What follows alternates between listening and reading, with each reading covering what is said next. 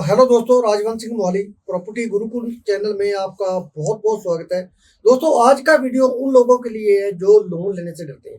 पहले भी मैंने वीडियो में कहा है कि लोन लेना चाहिए, और कुछ मेरे पंजाबी में पॉडकास्ट हुए उनमें भी मैंने ये कहा है। लेकिन कई लोग नेगेटिव कमेंट करते हैं कि आप तो हमें कर्जदार करके मरोगे। भैया, मैं ये कहना चाहता हूँ, कर्जदार नहीं होगे यदि आप लोन के पैसे को सही तरीके से उसका इस्तेमाल कर लोगे। मैं आपको एक स्टोरी बताना चाहता हूँ। मेरा दोस्त है जो राजपुरा में रहते हैं, उन्होंने कोई फैक्ट्री चला रहे हैं। वो बहुत देर से 1978 से एक फैक्ट्री चला रहे हैं, और फैक्ट्री के लिए उनको लोन लेना पड़ा। तो लोन लेके उन्होंने अपना लोन काम किया, और काम करने के बाद लोन को उतार दिया।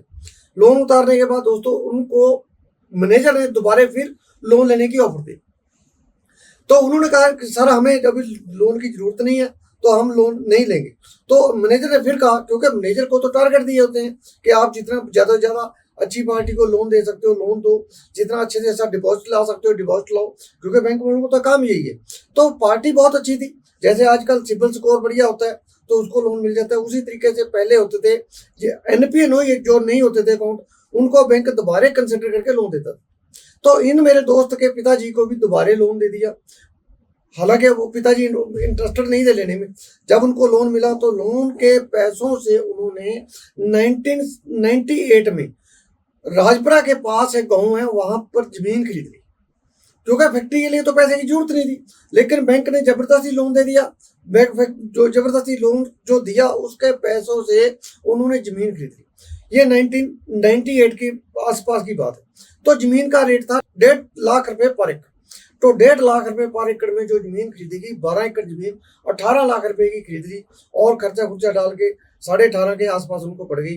और दोस्तों, लोन फैक्ट्री के उत्पाद से उतरता रहा। जो फैक्ट्री में बनता था उसको बेचना था, वहां से जो फैक्ट्री के प्रॉफिट में से लोन उतारते गए वो, और लोन उतारने के बाद जमीन उनकी लोन फ्री होगी। और आज की डेट में वो 12 एकड़ जमीन है जो कम से कम भी 18 करोड़ के आसपास है।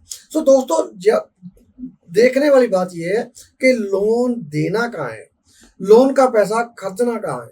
यदि हम लोन का पैसा लेके कार ले लेंगे, कोई अपने शौक पूरे कर लेंगे तो बुरी बात है।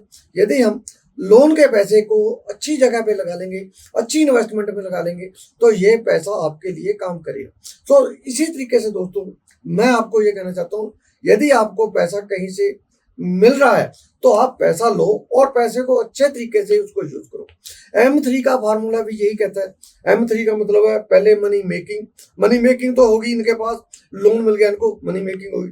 दूसरा मनी मैनेज इन्होंने कर लिया और जमीन में लगा के। और तीसरा मनी मल्टीप्लाइंग, टाइम के हिसाब से, मतलब 1998 से 2025 27 साल में तकरीबन 100 गुना रेट बढ़ गया उस जमीन का।